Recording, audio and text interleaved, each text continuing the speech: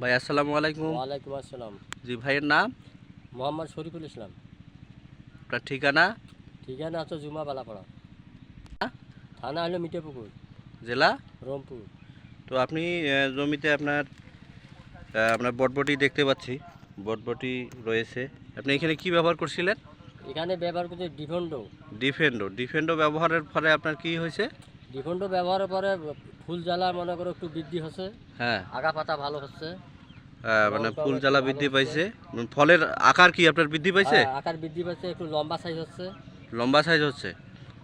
তো আপনি ডিফেন্ডো ব্যবহারে খুশি? আমি খুশি। সামনের দিনে কি আপনি সামনের দিনেও ডিফেন্ডো ব্যবহার করবো ইনশাল্লাহ? এটাই ব্যবহার করছি।